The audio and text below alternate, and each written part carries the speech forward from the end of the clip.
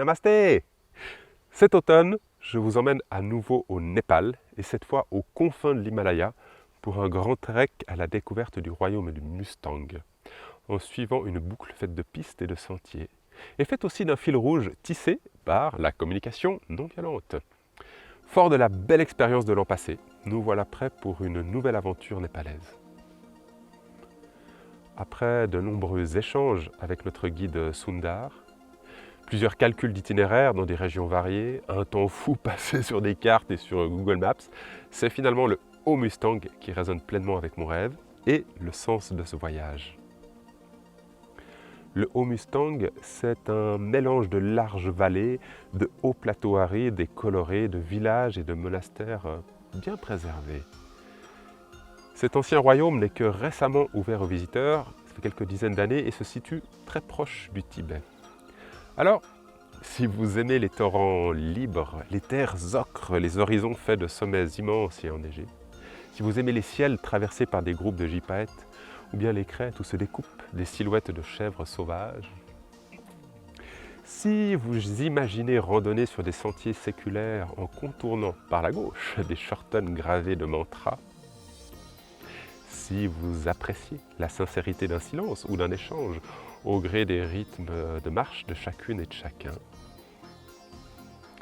si cela vous parle de déguster la simplicité d'un ginger tea sous un ciel pur, multi-étoilé, alors écoutez la suite. Pour vivre ensemble cette aventure, nous avons plus de 2 semaines, soit du 13 au 30 novembre 2023.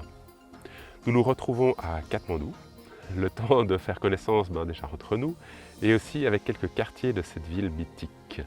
Nous pourrons aussi ajuster à ce moment-là les derniers préparatifs et le matériel avant de rouler vers Pokhara. Une dernière immersion dans cette petite ville au bord du lac, et de là, direction les hautes montagnes. Et là, c'est une grande boucle qui nous attend. Pour avoir parcouru une partie de cet itinéraire par le passé, ça fait quelques années, je vous assure que c'est de toute beauté, c'est varié, c'est vaste, c'est lumineux, c'est bluffant. À mi-chemin de cette boucle, nous nous arrêterons quelques jours dans l'ancienne capitale du Mustang, qui s'appelle Lo Mantang. Ce sera l'occasion d'un peu de repos ou de balade à la journée pour celles et ceux qui le souhaitent. Sur le retour, le chemin choisi nous emmène vers des coins encore plus reculés de ces contrées, là où il y a 10 ans j'ai suivi, là sans la voir, la piste d'une panthère des neiges. Là, il y avait ses empreintes dans la poussière, c'était trop beau. Côté rando, nous marchons en dehors des jours de pause dont je parlais, environ 4 à 5 heures par jour, et en plus de ça, 2 journées un peu plus longues. Le circuit se situe entre 2900 et 4300 mètres d'altitude, sans difficulté particulière. Mais je dirais d'ailleurs que ce n'est pas la marche qui constitue l'effort principal, mais c'est bien d'être en trek pendant 2 semaines, de nous déplacer, d'être dans un confort relatif. Mais voilà, c'est ça fait partie de l'aventure, hein. Si c'était tout confort, on resterait à la maison. De toute manière, afin de répondre directement à vos questions et de vérifier aussi que tout est en ordre pour chacune, pour chacun et pour moi aussi, je demande d'avoir un échange en visio avec vous avant de confirmer votre inscription. Ainsi, tout se passera au mieux au sein de notre petit groupe et puis nous pourrons vibrer aux mêmes cordes pour ce voyage. Côté hébergement, nous dormons dans des guest house lors du trek, sinon des hôtels à Katmandou, et nous mangeons des repas simples et savoureux.